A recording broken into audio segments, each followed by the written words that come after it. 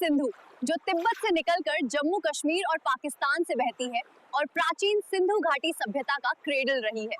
ये है ब्रह्मपुत्र, जो तिब्बत से मानसरोवर झील से निकलकर अरुणाचल प्रदेश और असम से बहती है और ये दुनिया की सबसे बड़ी नदियों में से एक है। ये है गंगा, जो हिमालय के गंगोत्री ग्लेशियर से निकलकर उत्तर भारत के महत्वपूर्ण क्षेत्रों से बहती है और धार्मिक दृष्टि से सबसे पवित्र मानी जाती है। ये है महानदी, जो छत्तीसगढ़ के सिहावा पर्वत से निकलकर उड़ीसा में बहती है और यहाँ हीराकुद डैम के रूप में एक विशाल जलाशय भी बनाती है। ये है यमुना जी, जो यमुनोत्री ग्लेशियर से निकलकर दिल्ली और उत्तर प्रदेश से होकर बहती है और दिल्ली की जीवन रेखा मानी जाती है।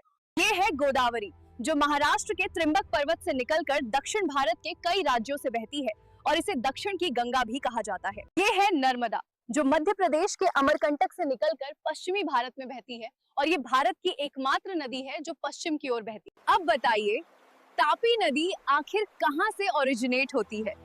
जानने के लिए फॉलो करें। ये है सिंधु, जो तिब्बत से निकलकर जम्मू कश्मीर और पाकिस्तान से बहती है और प्राचीन सिंधु घाटी सभ्यता का क्रेडल रही है। ये है ब्रह्मपुत्र, जो तिब्बत से मानसरोवर झील से निकलकर अरुणाचल प्रदेश और असम से बहती है और ये दुनिया की सबसे बड़ी नदियों में से एक है। ये है गंगा, जो हिमालय के गंगोत्री ग्लेशियर से निकलकर उत्तर भारत के महत्वपूर्ण क्षेत्रों से बहती है और धार्मिक दृष्टि से सबसे पवित्र मानी जाती है। ये है महानदी, जो छत्तीसगढ़ के सिहावा पर्वत से निकलकर उड़ीसा में बहती है और यहाँ हीराकुद डैम के रूप में एक विशाल जलाशय भी बनाती है।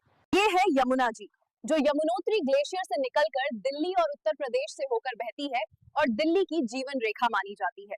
ये है गोदावरी, जो महाराष्ट्र के त्रिंबक पर्वत से निकलकर दक्षिण भारत के कई राज्यों से बहती है और इसे दक्षिण की गंगा भी कहा जाता है। ये है नर्मदा, जो मध्य प्रदेश के अमरकंटक से निकलकर पश्चिमी भारत में बहती है और ये भारत की एकमात्र नदी है जो पश्चिम की ओर बहती है। अब बताइए, तापी नदी आखिर कहां से ओरिजिनेट होती है? जानने के लिए फॉलो करें।